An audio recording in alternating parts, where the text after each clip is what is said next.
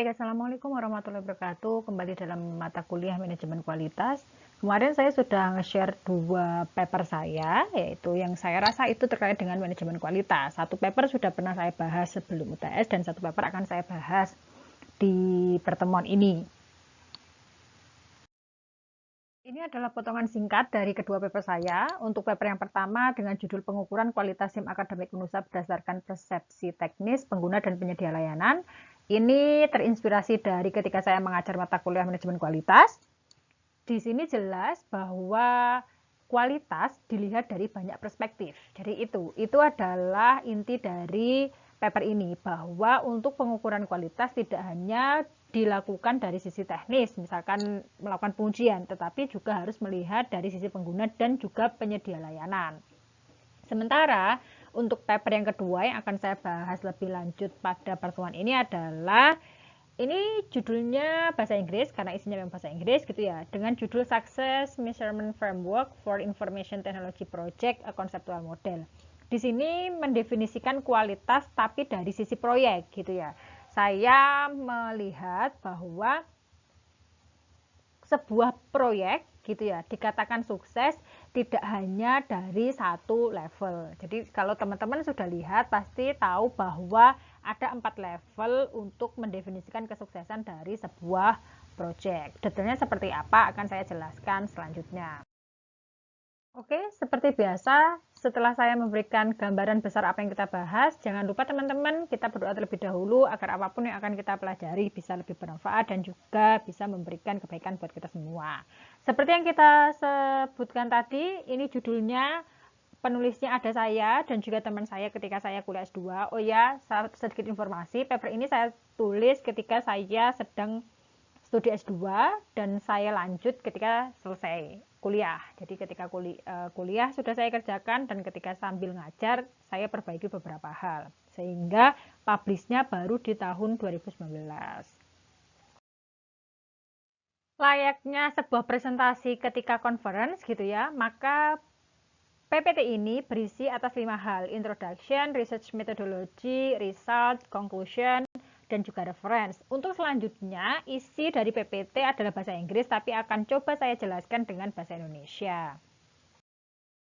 Jadi begini, sampai saat ini tidak jarang sebuah proyek dievaluasi kesuksesannya hanya dilihat dari time, cost, dan scope. Tetapi kenyataannya ketika ketiga batasan tadi itu tidak cukup untuk mengevaluasi sebuah proyek TI sukses apa enggak. Contohnya banyak tuh proyek TI yang secara time, cost, dan scope dia oke, tetapi kenyataannya nggak dipakai gitu ya.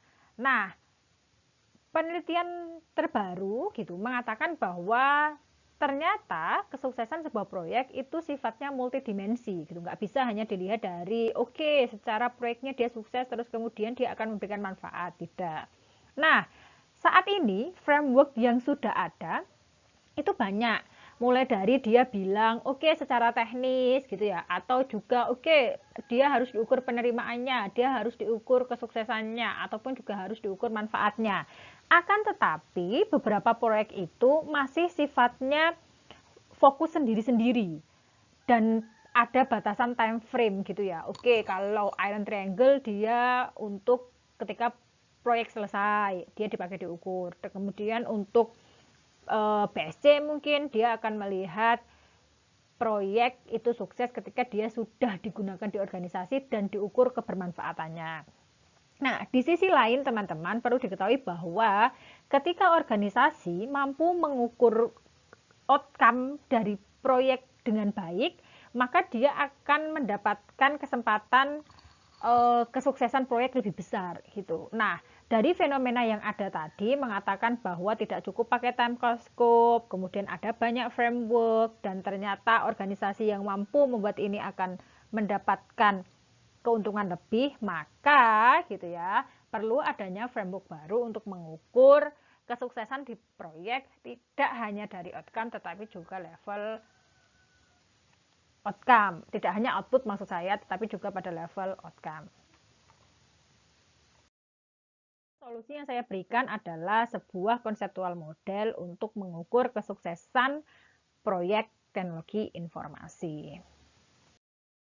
Mana penelitian ini saya kerjakan, secara garis besar ada 4 hal yang saya lakukan. Mulai mengidentifikasi definisi dari kesuksesan proyek, kemudian saya menganalisis dimensi kesuksesannya, saya memformulasikan gitu ya, eh, pengukuran proyeknya seperti apa, dan kemudian saya validasi. Nah, yang pertama adalah mencari definisi dari kesuksesan proyek. Nah, proyek dikatakan sukses dilihat dari dua hal, output dan juga outcome. Namun selama ini yang sering kita lihat hanya dari sisi output, yaitu pemenuhan terhadap scope, time, dan juga goal, cost goal gitu ya. Nah, kenapa perlu yang namanya outcome? Outcome ini terdiri dari dua hal, yaitu satisfied the customer atau kepuasan dari customer, dan juga memenuhi tujuan utama dari proyek itu dikerjakan. Sebagaimana kita ketahui, proyek biasanya dikerjakan untuk mendukung tujuan organisasi. Nah, ketika hanya diukur dari sisi output, maka proyek hanya akan diukur dari sisi produk proyek saja, bukan dari kontribusi produk itu terhadap organisasi. Sehingga definisinya ada dua, dari sisi output dan juga outcome. Kita mencari dimensi kesuksesan. Dari beberapa paper, di sini ada 7 paper utama. Saya menggunakan penggunaan warna, ada merah, kuning, hijau, dan biru. Dimensi-dimensi yang sama saya petakan menggunakan warna yang sama, sehingga akhirnya terdapat 4 dimensi, yaitu project technical, stockholder acceptance, product quality, dan juga organizational benefit. Tahapan yang ketiga adalah formulating model atau membangun model. Bagaimana itu saya kerjakan? Pertama, saya mengidentifikasi dulu kerangka kerja yang saat ini ada. Ada yang namanya Iron Triangle, dia mengukurnya dari sisi time, budget, dan scope. Kemudian ada juga yang namanya TAM, dia mengukur dari persepsi pengguna, penerimaan gitu ya. Yang ketiga adalah Dallon McLean, dia melihat kualitas dari sebuah produk akan 3 hal, sistem, information, dan juga service. Yang terakhir adalah balance scorecard, melihat ada 4 perspektif untuk mengukur performa organisasi secara keseluruhan. Setelah diketahui dimensi dan juga framework yang saat ini ada, maka selanjutnya adalah dilakukan pemappingan dimensi dengan framework terkait. Project technical dimappingkan dengan Iron Triangle, kemudian stakeholder acceptance dimappingkan dengan TAM, dan begitu juga seterusnya dengan product quality dan juga organizational benefit. Setelah keempat framework dikomunikasikan, maka hasilnya seperti ini. Bisa dilihat bahwa ada pelevelan, ada level 1, 2, 3, dan 4. Sebenarnya ini bukan tentang bahwa level 1 lebih baik, bukan. Tetapi pendefinisian level ini lebih menekankan pada time frame gitu ya, bahwa ketika project itu selesai, maka akan ada produk atau deliverable. Nah, yang bisa diukur barulah dari secara teknis, yaitu bagaimana pemenuhan cost, time, dan juga scope-nya, sehingga dia ada di level 1. Setelah proyek menghasilkan produk dan selesai, akan diberikan gitu ya. Nah, sebelum kita mengukur seberapa berkualitas dia untuk memenuhi kebutuhan dalam organisasi, maka secara penerimaan harus dilihat dulu, sehingga ada di level 2. Dan ketika nanti, kita ingat tadi ya, di level outcome mengatakan bahwa pemenuhan terhadap tujuan utama organisasi itu adanya di organizational benefit. Kita harus melihat bagaimana pengaruhnya terhadap customer, bagaimana pada sisi finansial, internal bisnis, dan juga pembelajaran secara berkelanjutan. Nah, dari 4 level inilah akhirnya IT Project Success itu didefinisikan. Model yang dihasilkan tidak hanya sekedar model, tetapi perlu juga dilakukan validasi apakah benar. Nah, validasi pertama adalah dilakukan dengan mengembalikan model yang dihasilkan dengan definisi dari kesuksesan proyek. Seperti yang kita ketahui tadi kan proyek sukses ada dua ya definisinya, output dan outcome. Nah, kita coba mappingkan apakah model yang dihasilkan sudah mengcover itu semua. Dan ternyata kalau dari gambar ini dilihat sudah bisa. Output itu bisa dimappingkan dengan dimensi project technical, sementara untuk outcome itu di-cover oleh 3 dimensi lainnya.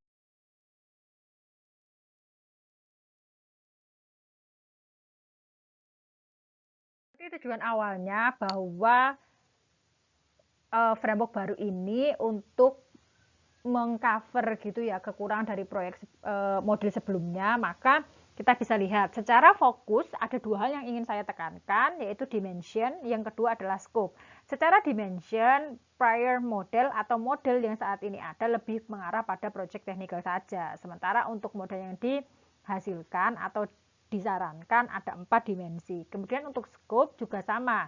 Kalau di prior model itu lebih kepada output saja, sementara untuk di propose modelnya ada 2 scope yang ingin di cover, yaitu output dan juga outcome.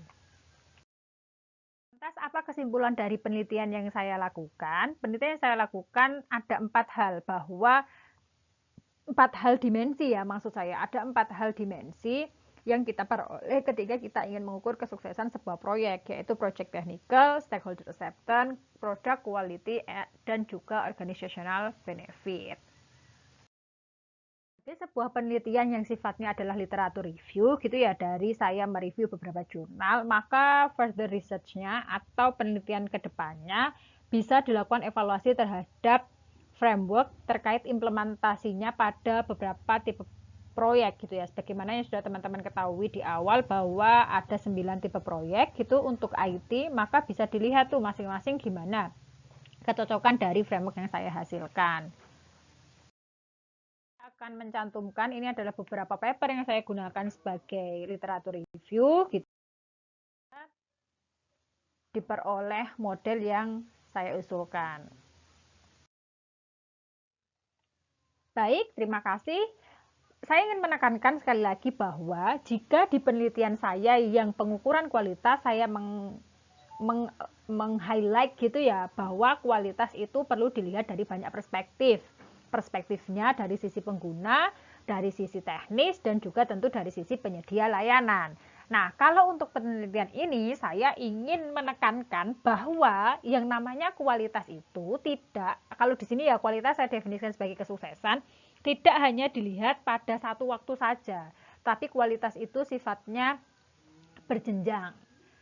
Di satu titik dia sukses, tapi di titik lain mungkin dia tidak sukses. Sehingga perlu kita ketahui di awal apa sih tujuan utama dari sebuah proyek atau produk itu dibuat. Sehingga kita akan tahu, oh intinya saya harus bisa mencapai ini untuk bisa dikatakan sukses. Begitu, terima kasih dari saya. Semoga sharing penelitian yang saya lakukan ini bisa bermanfaat buat teman-teman yang lagi nyari topik penelitian, bisa jadi tambahan entah oh ternyata bisa kayak gitu ya gitu. Dan yang lainnya untuk teman-teman yang sedang menempuh tugas akhir mungkin di mata kuliah ini bisa menjadikan ini referensi bahwa untuk mengukur kualitas tidak hanya dari satu persepsi dan juga tidak hanya pada satu level. Terima kasih dari saya. Mohon maaf. Assalamualaikum warahmatullahi wabarakatuh.